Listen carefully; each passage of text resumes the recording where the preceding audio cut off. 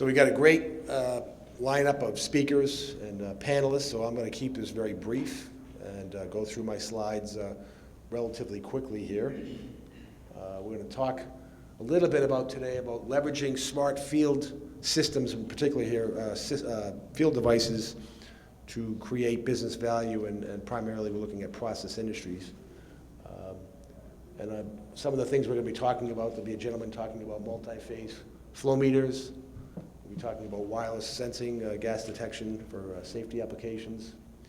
And I'll mention a little bit about the growing trend in smart devices. They're pretty much the norm, as you'll see in my next slide.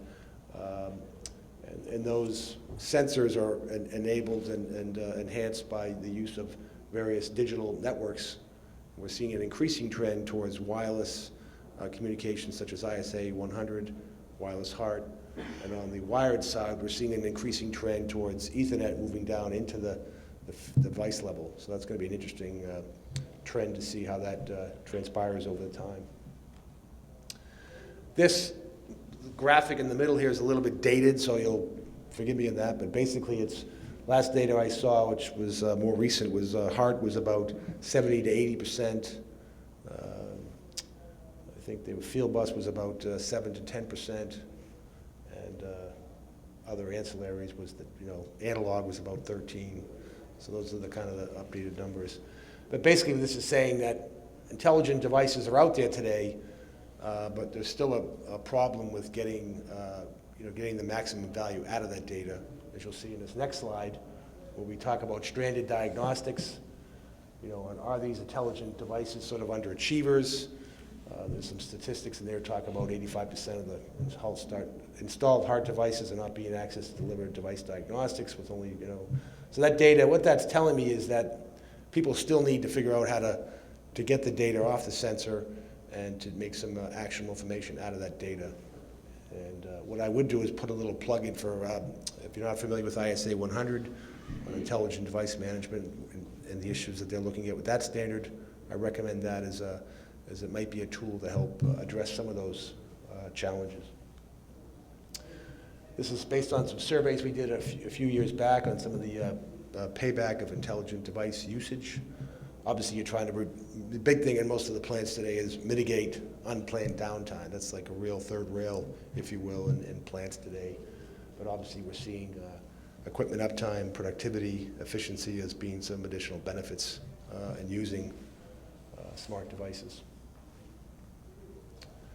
I like to call, ARC's been kind of a big proponent of this industrial Internet of Things, Industry 4.0, China 2025, whatever term you want to use, but we're a big believer that IoT will have meaningful benefit, operational, I think even in terms of collaboratory benefits within organizations and also within certainly in ecosystems such as the upstream oil and gas industry. There's a large ecosystem of multiple partners on large projects, EPCs, drilling contractors, a number of different folks in that orchestra.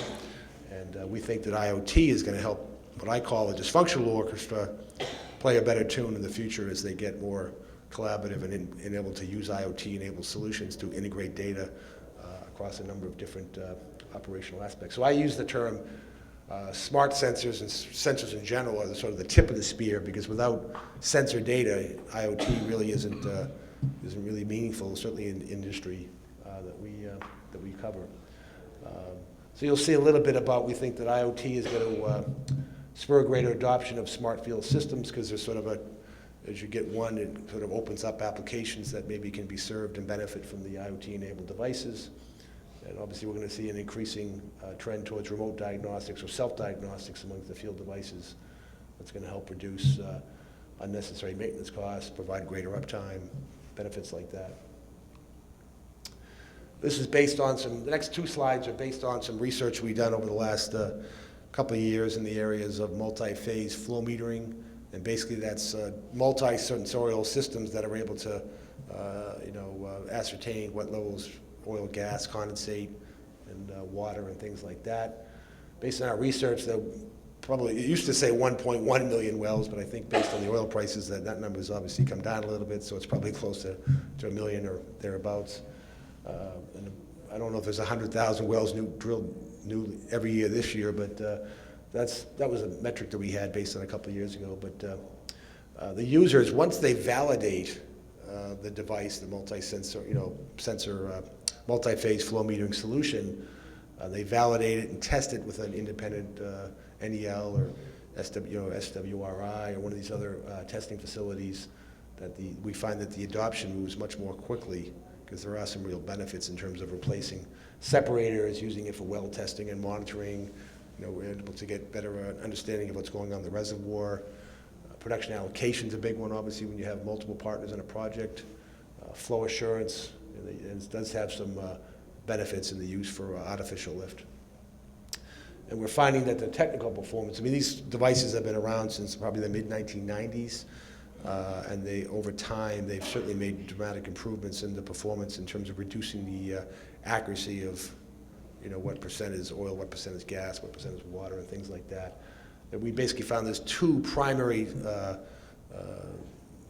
types of units, basically a gamma ray attenuation type device or a non-radioactive that could be based on, you'll see some advanced technologies in terms of sampling. There's some folks that are using tomography and devices like that. Some are using wireless with other sensors in a combination to get to the performance. And we find that once the unit has been validated within a certain operational parameter, the end user owner operators are much more likely to adopt the technology. Leak detection was another area that we looked at recently, and we find that there's, certainly, I think that number, 2.5 million, includes some of the distribution pipelines, but there's a lot of pipeline out there, both in North America and other parts of the world.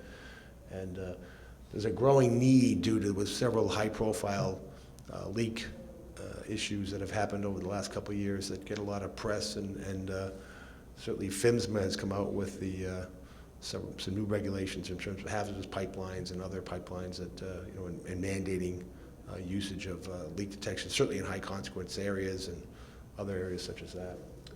We find that right now, currently, the software-based systems are comprised of the larger share of the market, but my belief is that whatever data they're getting is only as good as the sensor data that they're using their algorithms on. So you need to have good quality sensor data to make that happen. Amongst is what we call the external-based solutions, which is basically physical sensors.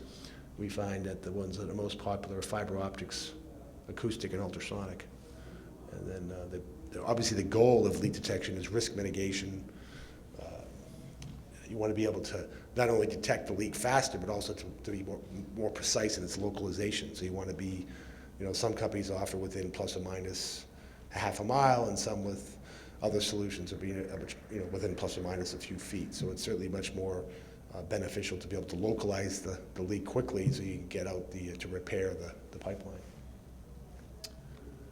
So that pretty much wraps up my hopefully brief introduction here to sort of set the stage. Once again, we want to ask you to complete the survey when you have a chance.